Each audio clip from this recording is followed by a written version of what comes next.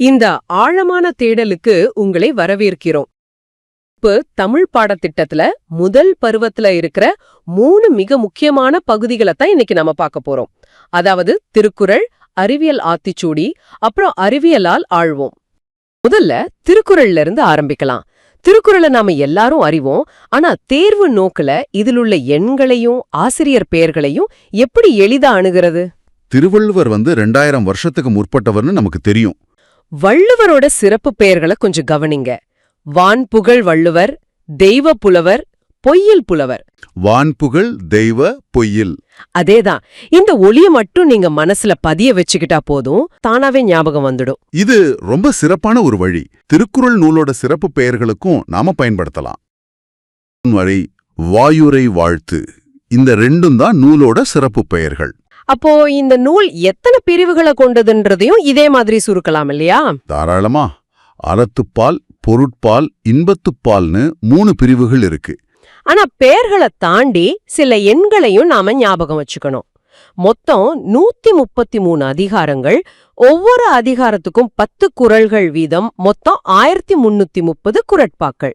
இதுல இன்னொரு முக்கியமான நுட்பமும் இருக்கு. திருக்குறள் 14 கீழ்க்கணக்கு நூல்களுள் ஒன்னு. கரெக்ட். இது மேல் கணக்கு கிடையாது, கீழ்கணக்கு. இது நிறைய நேரங்கள்ல மாணவர்களை குழப்பக்கூடிய ஒரு இடம். ஆமா, இதோ பெருமையை சொல்லணும்னா திருக்குறள்ல இல்லாததும் இல்லை, சொல்லாததும் இல்லைன்னு சொல்லுவாங்க. உலகத்துல 100க்கும் மேற்பட்ட மொழிகள்ல மொழிபெயர்க்கப்பட்ட நூல் இது. வெறும் 7 வார்த்தைகள்ல உலகத்தோட அத்தனை தத்துவங்களையும் அவர் அடக்கிட்டார். இப்போ நாம பாடப்பகுதியில கொடுத்திருக்கிற குறள்களை அப்படியே வரிசையா படிக்க போறதில்ல. அதுக்கு பதிலா கருத்துகளின் அடிப்படையில தலைப்புகளா பிரிச்சு அலசலாம். முதல்ல இயற்கையும் பிரபஞ்சமும். இயற்கையும் பிரபஞ்சமும் சொல்லும்போதே முதல் குறளான கடவுள் வாழ்த்து ஞாபகத்துக்கு வருது. அகர முதல எழுத்தெல்லாம் ஆதி பகவன் முதற்றே உலகு. அதாவது உலகத்துல எத்தனையோ மொழிகள் இருந்தாலும் எழுத்துகளுக்கு தொடக்கம் ஆ என்ற எழுத்து தான். அதுபோல இந்த உலகுக்கே தொடக்கம் ஆதிபகவன் அப்படிங்கிறது தான் இதோட பொருள். ஆமா, இதோட தொடர்ச்சியா வான் சிறப்பு அதிகாரத்துல மழையை பற்றி அவர் சொல்ற விஷயங்கள் இன்றைய பருவநிலை மாற்றத்துக்கும் அப்படியே பொருந்தி போகுது. விண் நின்று பொய்ப்பின் விரிநீர் வியனுலகத்து உள் நின்று உடற்றும் பசி. கடல் சூழ்ந்த இந்த பெரிய உலகமாவே இருந்தாலும் உரிய காலத்துல மழை பெய்யாட்டி உலகத்து உயிர்களை எல்லாம் பசிங்கிற நோய் துன்புறுத்தும்னு சொல்றாரு. இன்னைக்கு இருக்கிற சூழலோட இதை நம்ம இணைச்சு பார்க்கலாம். பெருங்கடல்கள் இருந்தாலும் அந்த நீரை நம்ம குடிக்க முடியாது. சரியா சொன்னீங்க.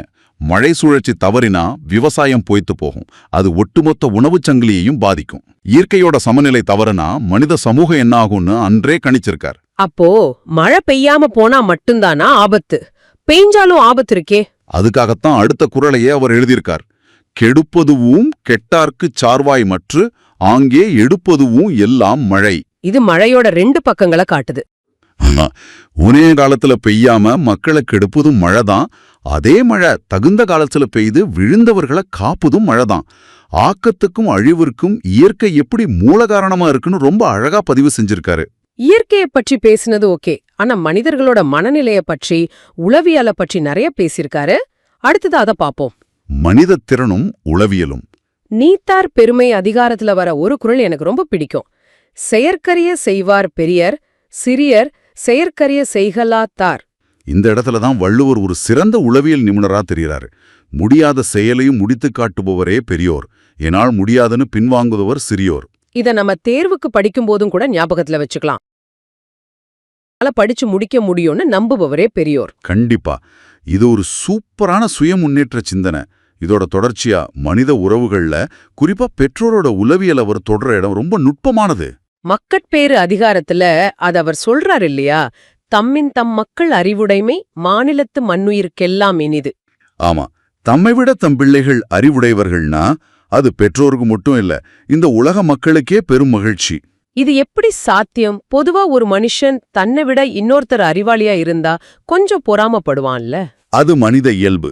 ஆனா பெற்றோரோட இயல்பு அப்படி இல்ல. தங்களை விட தங்கள் குழந்தைகள் ஒரு படி மேல போகன்றதுதான் எந்த ஒரு பெற்றோருக்கும் அடிப்படை ஆசையா இருக்கும். உண்மைதான். அதை விட ஒரு படி மேல போய் அடுத்த குறள்ல ஒரு தாயோட மனநிலைய சொல்றார். ஈன்று பொழுதின் பெரிதுவக்கும் தன் மகனைச் சான்றோன் என கேட்ட தாய். ஆஹா, தன் பிள்ளையோட புகழ கேக்குற தாய் அந்த பிள்ளைய பெற்றெடுத்தப்போ அடைந்த மகிழ்ச்சியை விட அறிஞர்கள் அவனோட நற்பண்புகளை புகழ கேட்கும்போது பெருமகிழ்ச்சி அடைவாள். இது வெறும் அறிவுரை கிடையாது, மனித உணர்வுகளோட ஆழத்தை அப்படியே அளந்து பார்த்திருக்காரு. அருமை. அடுத்ததா நாம பார்க்க போறது சமூக உறவுகள் மற்றும் உணர்வுபூர்வமான புத்திசாலித்தனம். அன்புடைமை அதிகாரத்துல வள்ளுவர் காட்டுற பரிமாணம் ரொம்பவே வேற மாதிரி இருக்கு.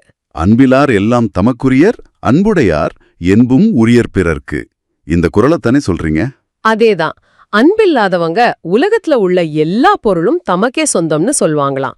ஆனா அன்புடையவர்கள் தம்முடைய எலும்பும் பிறருக்கே சொந்தம்னு வாழும் தியாக மனப்பான்மை கொண்டவர்கள். சுயநலம் மனித குலத்தோட வளர்ச்சியை தடுக்கும், அன்பு மட்டுமே சமூகத்தை கட்டமைக்கும்னு எவ்வளவு சுருக்கமா சொல்லிட்டார். இதுல நாம கவனிக்க வேண்டிய இன்னொரு நுட்பமும் இருக்கு. என்ன அது? அன்ப அவர் வெறும் உணர்ச்சியா மட்டும் பார்க்கல, அதுவே உயிரின் ஆதாரம்னு சொல்றார்.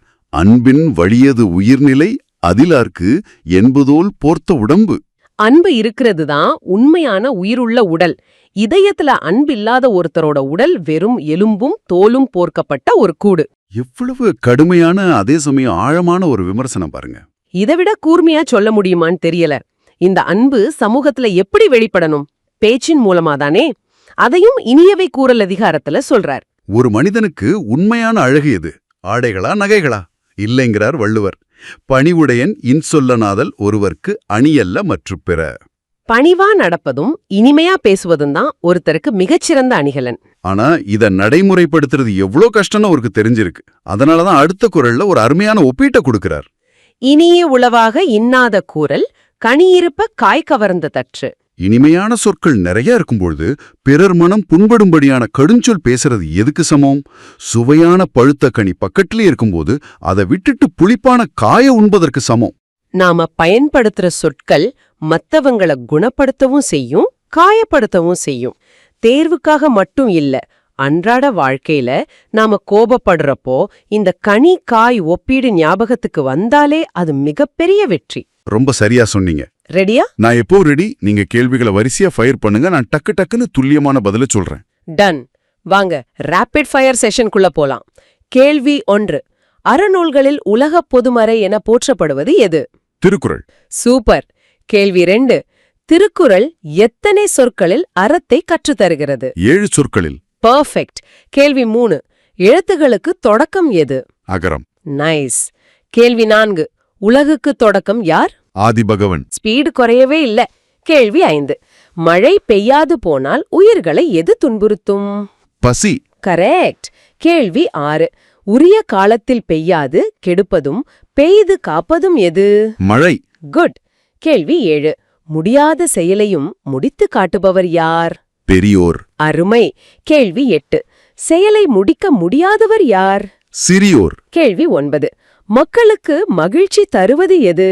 தம்மை விட தம் பிள்ளைகள் அறிவுடையோர் என அறிவது. கரெக்ட். கேள்வி 10. தாய் எப்போது பெருமகிழ்ச்சி அடைவாள்? தன் மகனை சான்றோன் என கேட்டபோது. இந்த ஸ்பீடு தான் வேணும். கேள்வி 11. 2016 ரியோ ஒலிம்பிக்கில் உயரம் தாண்டுதலில் தங்கம் வென்றவர் யார்? மாரியப்பன். கேள்வி 12. மாரியப்பனின் வெற்றி எந்த குறளோடு தொடர்புடையது? ஈன்ற பொழுதின் பெரிதுவக்கும். ரொம்ப கரெக்ட். கேள்வி 13. எல்லா பொருளும் தமக்கே உரியது என்பவர் யார்? அன்பு இல்லாதவர். கேள்வி 14. தம் உடம்பும் பிறர்க்கே உரியது என்பவர் யார்? அன்பு உடையவர். நைஸ். கேள்வி 15. உயிருள்ள உடல் எனப்படுவது எது? அன்பு இருப்பது. கேள்வி 16. அன்பு இல்லாத உடல் எது? வெறும் எலும்பும் தோலும். சூப்பர். கேள்வி 17. ஒருவருக்கு மிகச்சிறந்த அணிகலன்கள் எவை? பணிவு மற்றும் இன்சொல். கேள்வி 18. இனிய சொல் இருக்கும்போது இன்னாச் சொல் பேசுவது எதை போன்றது? கனி இருக்கும்போது காயை உண்பதை போன்றது. எக்ஸலண்ட். கேள்வி 19. திருவள்ளுவர் எத்தனை ஆண்டுகளுக்கு முற்பட்டவர்? 2000 ஆண்டுகள். கேள்வி 20. திருவள்ளுவரின் சிறப்பு பெயர்கள் யாவை? வான்புகழ் வள்ளுவர், தெய்வப்புலவர், பொய்யில் புலவர். கேள்வி 21. திருக்குறளின் 3 பிரிவுகள் எவை? அறத்துப்பால், பொருட்பால், இன்பத்துப்பால். கேள்வி 22. திருக்குறள் எந்த நூல்களுள் ஒன்று? 14 கீழ்க்கணக்கு நூல்கள். Very good. கேள்வி 23. திருக்குறளில் உள்ள அதிகாரங்கள் மற்றும் குறட்பாக்கள் எத்தனை? 133 அதிகாரம், 1330 குறட்பாக்கள். கேள்வி 24. திருக்குறளின் சிறப்பு பெயர்கள் யாவை? உலக பொதுமறை, வாயுரை வாழ்த்து. ஆஹா, இதோ நம்ம ராபிட் ஃபயரோட இறுதி மற்றும் 25வது கேள்வி. திருக்குறளில் இல்லாததும் இல்லை, சொல்லாததும் இல்லை. இது எதை குறிக்கிறது? திருக்குறளின் சிறப்பை. பிரமாதம். எந்த விதமான தயக்கமும் இல்லாம ரொம்ப ஃபாஸ்டா, அதே சமயம் துல்லியமா 25 கேள்விகளுக்கும் ஆன்சர் பண்ணிட்டீங்க. எனக்கும் இது ரொம்ப த்ரில்லிங்கா இருந்துச்சு. எக்ஸாம் எழுதுறவங்களுக்கு இந்த ஒன் வேர்ட் செஷன் கம்ப்ளீட்டா ஒரு ரிவிஷன் மாதிரி இருந்திருக்கும் நம்புறேன். கண்டிப்பா 6ஆம் வகுப்பு திருக்குறள் பாடப்பகுதிய முழுமையா வரிக்கு வரி நேரடியான குறிப்புகளா பார்த்து முடிச்சிட்டோம். குறள்களை அதோட ஒரிஜினல் அர்த்தத்தோட எந்த பில்டப்பும் இல்லாம விளக்கினதுக்கும், இந்த ராபிட் ஃபயர் செஷன்ல சிறப்பா பதிலளிச்சதுக்கும் ரொம்ப நன்றி. ரொம்ப சந்தோஷம். இந்த ஆழ்ந்த அலசல் அத்தியாயம் தேர்வுக்கு தயாராகிறவங்களுக்கும் திருக்குறளை விரைவா கத்துக்க நினைச்ச உங்களுக்கும் மிகவும் பயனுள்ளதா அமைஞ்சிருக்கும்னு நம்புறோம். இதோட நாங்க உங்களிடமிருந்து விடைபெறுகிறோம். நன்றி, வணக்கம்.